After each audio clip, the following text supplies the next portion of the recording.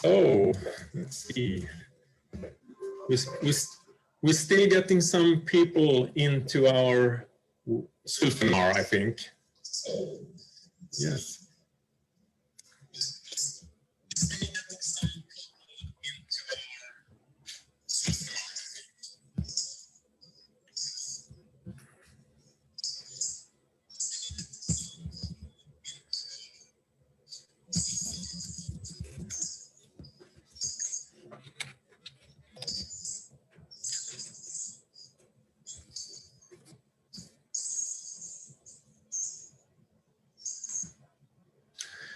Okay, shall we start? Hello everybody and welcome to this SULFinar with the title Help, Income Insurance.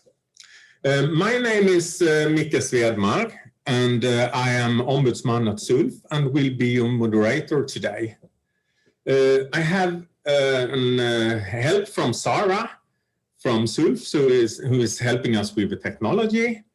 And well, first some information about this session. This seminar will be recorded on Facebook. And after the presentation, you will be welcome to ask questions on the topic of today. You can write questions either in the chat here in Zoom or in the chat that we have on Facebook. In this seminar, we will answer general questions on topic. If you have more specific questions, I advise you to and welcome you to contact SULF's helpline with them. Well, I think I will now hand over to my colleague at SULF, Robert Andersson, who is one of our experts on, for example, income insurances. Robert, I hand over to you to present yourself. Thank you. Yes, my name is Robert Andersson, and usually I work as chief negotiator at SULF, but I'm also working quite a lot with the income insurance and unemployment insurance, and that's why I'm here today. So let's start. And first, just a few words about SULF. We are professional associations for teachers, researchers, and doctoral candidates at universities in Sweden. We have no connections to political parties, and we have today more than 21,000 members. And this is our webpage where you will find a lot of information. And as a member, you can get advice and support on matters related to your work. It could be your salary, benefits, social security issues, or if you have any problems related to your employment or your studies, if you're a doctoral candidate. But today we will focus on the income insurance and the income insurance policy that is included in the membership in SULF. And just a few words about the unemployment insurance, because the unemployment insurance is the basis for getting compensation also from our income insurance. So, in order to get compensation from our income insurance, you must get what is called income-related compensation from your unemployment insurance, usually called a-kassa in Swedish. And the most important part here is that you have to be a member in both organizations, the a-kassa and SULF, for at least 1 year. So it's not possible to choose just one or the other, or because you need both.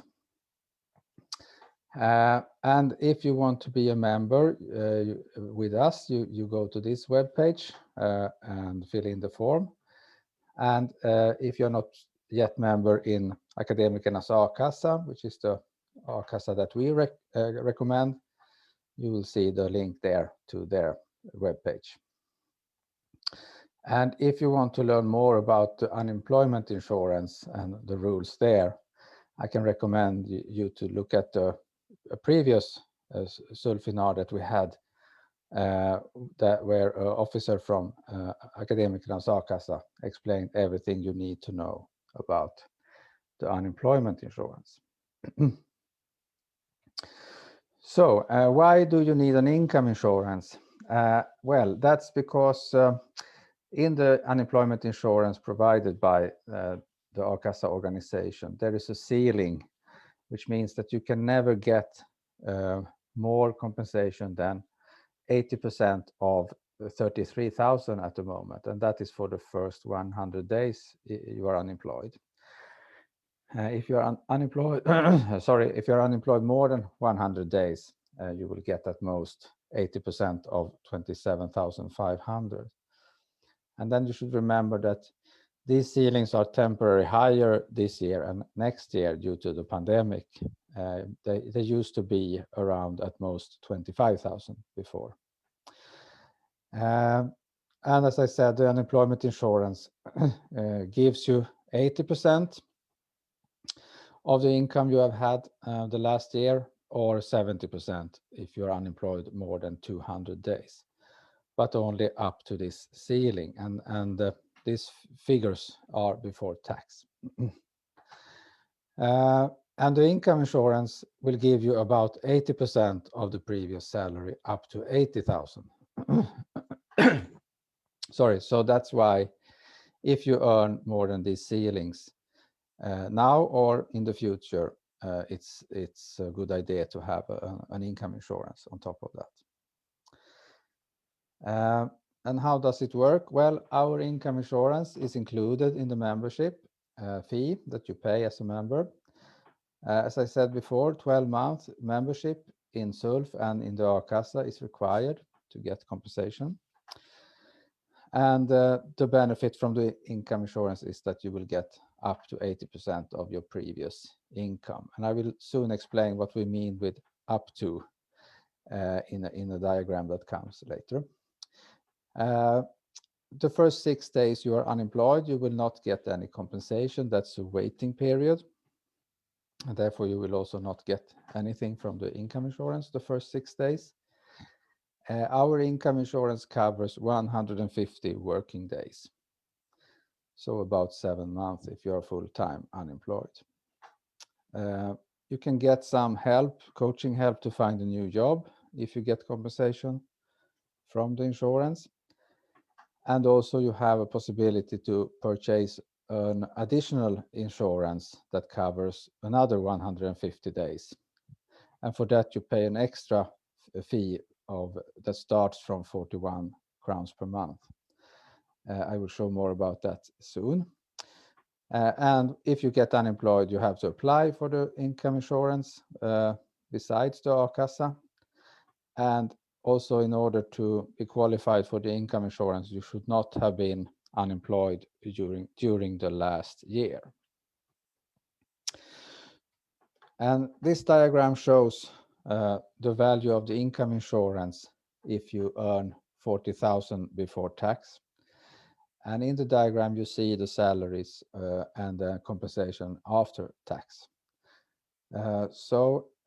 If you earn 40,000, you get about 30,000 after tax.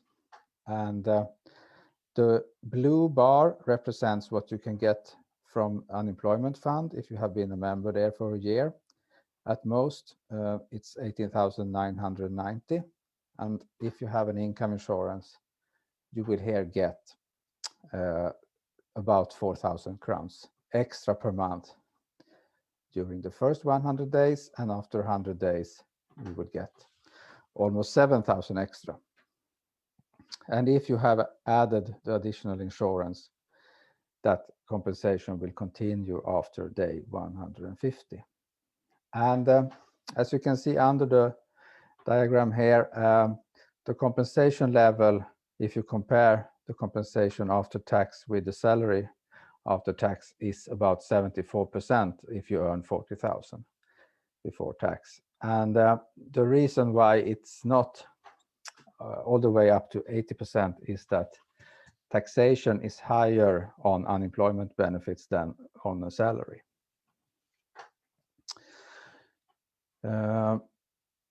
So, as I mentioned, we have offer also an additional insurance.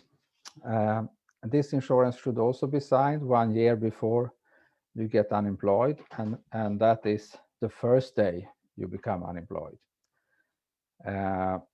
It covers 150 days extra, and the fee for this insurance depends on the salary, and you can see to the right the different fees depending on your salary. And this is something you sign up for as a member at our at Folksam webpage, folksam.se/SULF. There you will find all different insurances that we offer for members through Folksam. And you also pay this extra fee directly to them. Then also in the end, say a few words about the transition agreement, which is another way to get compensation in some cases. And the transition agreement is a collective agreement that we have signed within the governmental sector. And there is an organization called Trygghetsstiftelsen, Job Security Foundation, connected to this agreement. And the Job Security Foundation can help you to find a new job in various ways. And to qualify for this support, you can either be on employment and you are made redundant. That's usually when you have a permanent position and money runs out, for example. But also if you have a fixed term contract, temporary contract that expires. And if you have had such a temporary contract that expires, you can get different levels of support depending on employment time. So after 2 years, for the same employer, you can get some basic support. After 3 years, you can get additional support, including compensation when you are unemployed for up to 44 days. Basically, it works the same as our income insurance. And if you have been employed for 6 years or more, you can get even more support. But in that case, employment as a doctoral candidate will not count to qualify for the package you can get after 6 years. So what happens then if you are qualified for both Trygghetsstiftelsen and our income insurance? In that case, when it comes to economical support, you should first turn to Trygghetsstiftelsen. If you are entitled to compensation during 44 days, they will start to pay for the first 44 days. And after that, you can apply for the income insurance, which means in total 194 days of compensation during unemployment, and additional 150 days if you have signed up for the additional insurance. And at most you can get compensation during unemployment from the unemployment fund for 300 days, or if you have children under 18, it's up to 450 days. So, and then the membership fee for SULF ranges between 75 and 260 crowns per month, depending on type of financing you have. So if you have a scholarship stipend, you pay only 75, and if you have an employment that is not as a doctoral candidate, you pay 260. And doctoral candidates with employment pay 125 crowns per month. And you are warmly welcome to become a member if you have not already signed in. So that was all that I had to present, and I'm happy to answer any questions about the income insurance or the transition agreement. So please type your questions if you have any.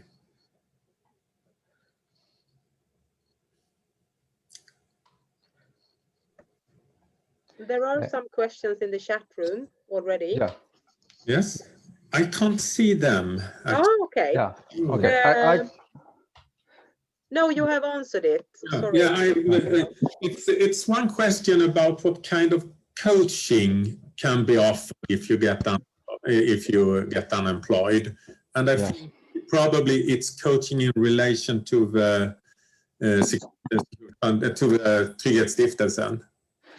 Yes, and Trygghetsstiftelsen can offer, well, as I said, it's a different package depending on employment time, but basically what they do is that they give you support, make an individual plan how to find a job. They can, you can go for interview training. They can help you with LinkedIn profiles, CVs.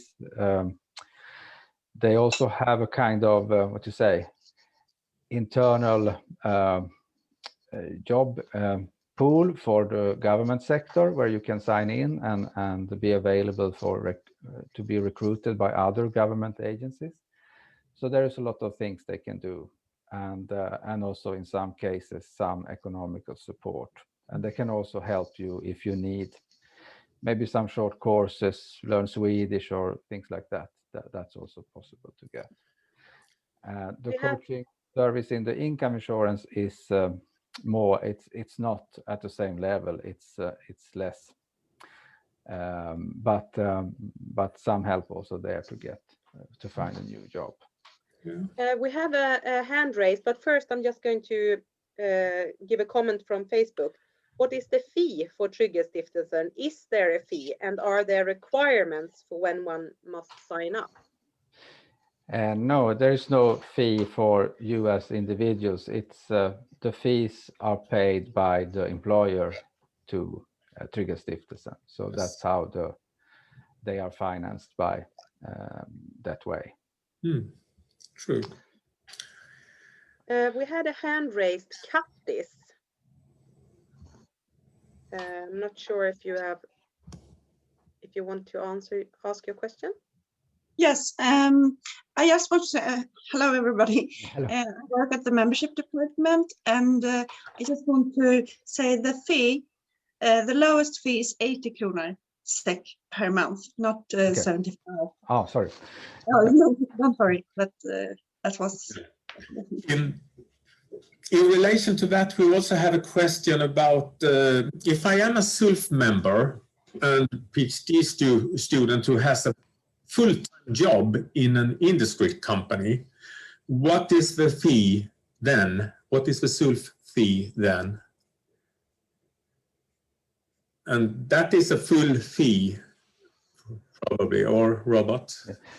Yes, I think so, but maybe Kattis knows better about that. But the lower fee is when you are employed as doctoral candidate. So.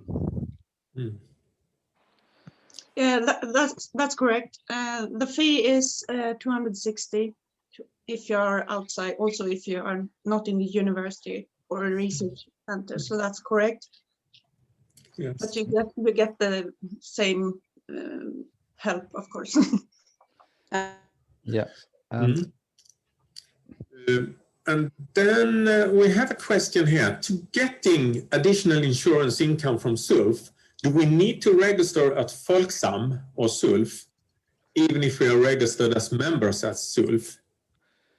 No, not for the basic insurance that is included in the membership. That is something that will be sorted out if and when you get unemployed and you apply for the benefit, then we will check if you have been a member for at least a year. But if you want to add the additional insurance, then you have to go to Folksam webpage and sign in for that and pay the extra fee to them. Yeah. And we got a comment again about the fee and PhD student in industry. But I'm still a PhD student, even if I'm working in the industry, I get income. And as I assume, it is that, I mean, the lower fee for PhD student is because the income is so low as a PhD student. It's actually based on that you are a full paying member because you are paid for not being PhD student, for being actually in the industry, if I understand correct. Yeah, we can say like that. And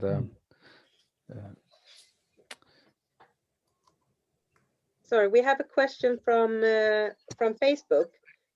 It's regarding the payment after day 6 of unemployment. Based on the information, one can receive 80% of the latest salary for the first 100 days if your salary is 33,000, and 80% of the salary if it's 27,500. Does this apply to PhD students too? yes, if you have been employed as a PhD student, you are qualified for both the unemployment insurance and the income insurance that we have, and the transition agreement if you have been employed for 2 or 3 years, which you usually are, of course. The only thing is that as a PhD student, since you're also a student, the studies, as was said here in the chat, the studies must be completed or terminated in order to get unemployment benefits, because you are not allowed to study, at least not this type of studies, while you are on unemployment benefits. So that's the only difference between PhD students and other employees, I would say. But of course, if you have been a doctor candidate or postdoc for that matter on scholarship, you are not qualified for unemployment benefits unless you worked before that under unemployment.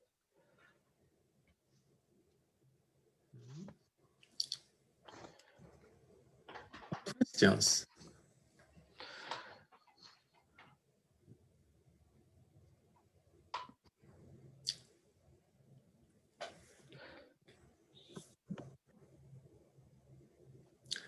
Seems that it was totally clear, Robert. Yeah, thank you. Yes.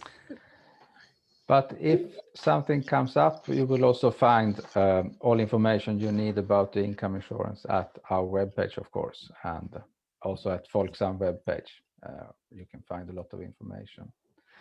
And actually, the diagram I showed about how much compensation you get, that's based on a tool that is present on Folksam webpage.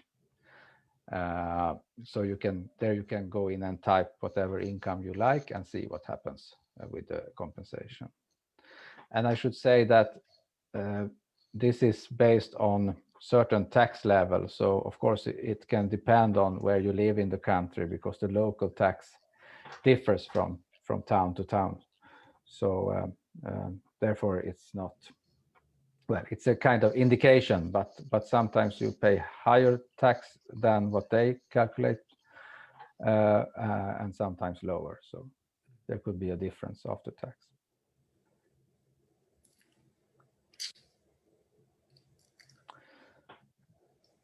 Yeah. Oh. Yeah. Now I got another question here. Yeah, I can see. Yeah. If it's enough to be a member for 1 year. Well, when it comes to this, if you just look at the unemployment insurance and the income insurance, this was there was a lot said about that in the other seminar about the unemployment insurance, and the problem if you wait too long to become a member in the unemployment organization is that if only work during the membership time will count. So if you happen to be sick or on parental leave the last year, you can find yourself in trouble if you wait for too long. And besides that, the membership in SULF includes much more than the income insurance. It's support if anything happens with your work, or if you need help with dealing with Försäkringskassan or Migrationsverket or something like that. And also you have access to a lot of benefits, discount on other insurances and so on. So it's a lot more than an income insurance. That's only one part of the membership.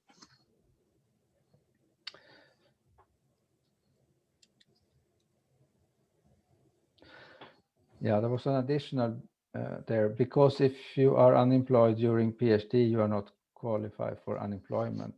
Maybe I don't understand the question, because you will qualify if you are unemployed after PhD employment, PhD studies and an employment, as long as the studies are finished, as I said. Yeah, so it means you need to wait until you finish. So what I mean, ideally for PhD, you only need to become a member before 1 year defending. Yeah, but as I said, if you're too tactical there, you can miss a few months perhaps, and then you are not qualified to get compensation. And also, if you need our help for other things, you cannot get that if you have problems that started before you became a member. Yeah, we agree, because we also agree what you talk. But I mean, most my friends, they unemployed before they defend, so no, they got nothing. So, and then they said unemployment. We fear is a definition of unemployment is not clear. During PhD, they get money, but after unemployment, before you finish PhD, PhD don't get any money. But Aika-san also sue, not let them become unemployment, qualify for unemployment. So Yes, and that's because the term unemployed, when it comes to the insurance as such, includes also various things. For example, that you are not allowed to study. If you have children, you must have arranged your childcare so you can take a job with short notice. You have to be registered at Arbetsförmedlingen, you have to be in Sweden. There are a lot of requirements, and you have to report to Arbetsförmedlingen what type of jobs you have applied for, and so on, so on. So it's the definition of unemployed in this sense includes quite a lot. And yes, it's true that unfinished studies, that's a problem. But in most cases, you are able to defend, or at least leave the thesis for printing before the employment runs out. no, I think at least during pandemic, many my colleagues and friends, that same happened, the same situation, but they get nothing support. And then the PhD student also think PhD pay tax and pay everything the similar with normal employee working in company. But it turned out they need to defend before they get unemployment salary. So it's unfair for students. You know, now we pay PhD pay tax, and if they stay here for a year, they also qualify for permanent residence. So it means migration also agree PhD is the same normal employee, but only Aika-san and Sue, they not accepted it. So. But this is because the legislation is like that you are not allowed to receive unemployment benefits while you are on studies. Yeah, but with you a few exceptions. But that's unfortunately how it is. But if you have had problems due to the pandemic, then and you do not get extension because of that, we have another problem that must be dealt with individually at your university, because the university should, in our opinion, offer extension if you have been delayed for such a reason. Yeah, so you said it's because of law or legislation, you can change it to be better. So. Yeah. We also have a comment about most PhDs employment ends long before their studies are finished in certain faculties. So this causes an issue. There was a comment to this. And then we also have a question there. Does the income insurance from SULF change anything while one is on sick leave? Does one get more payment, for example? To answer the last part first, no, the income insurance is only related to unemployment benefits. When you're on sick leave, you are supposed to be compensated by the employer and Försäkringskassan instead, and that's through the social insurance and through our collective agreements. But you can also add to that individual insurance, which we also offer through Folksam, that can give you compensation, extra compensation if you are on a sick leave for more than 90 days. Then you can get extra compensation through such an insurance that you can sign for. And as a new member, you will get such an insurance for free for 3 months as well. Yeah, and the other thing, yes, we know that in some cases it's hard to finish in time, but that's as I said, that's a problem that should be dealt by at the universities. And so the politicians that decide about the legislation, you can say that their opinion is that studies should not be financed by unemployment benefits. So doctoral candidates should be financed by the university and not this insurance. So if you have such problems, you should turn to our local representatives if you are a member and try to find a solution on that.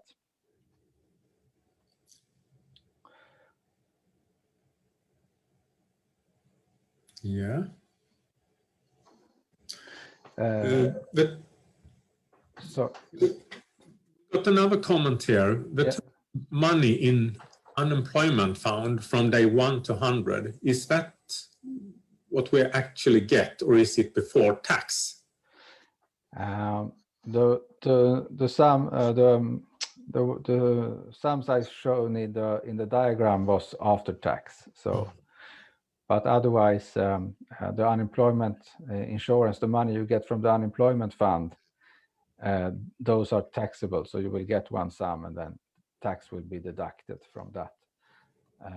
While the income insurance that we have is tax-free, but it's calculated as if it would have been taxed. So it's a bit complicated, and that's why it's easier to show the figures after tax in this comparison that we had. We have another comment from, does Folksam work if you sign up when you're already on sick leave? The additional, or you mean depends on what you mean. If it's the additional insurance for unemployment, yes, you can sign, but then in the end you need to qualify for the unemployment benefits from our CASA, and also be a member for or have this additional insurance for 1 year. But this additional insurance for sickness, you cannot sign it if you are already on sick leave. So you should sign it before that, because otherwise you are trying to sort of insure the house when it's already on fire. We have a related question. What happens with the unemployment insurance if you took parental leave under your last year of PhD, but then you finished your PhD and after that you became unemployed? Yes. Certain types of leave, for example, parental leave, at least under certain situations, and sick leave for that matter, is something what is called omissible time, which means that if you, let's say you are on full-time parental leave for 1 year and then you get unemployed, then our CASA will go back and look at the work you did before the parental leave. So in that case, you can get compensation, provided that you also were a member that year when you worked. So if you were only a member during the parental leave, it will not work. So, but I think those questions are answered in the other seminar that you can watch at Facebook. Yeah. Yeah.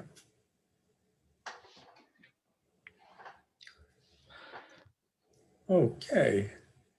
I think that maybe was the last question. Yeah. Shall we say thank you for attending this SULFinar, and thank you, Robert, for giving us this presentation and all these answers. Thank you. It was a pleasure to be here. Yeah. Yeah. We hope to see you soon again. Yeah. Yes. Okay. Thank you. Okay. Thank you very much. Bye. Bye.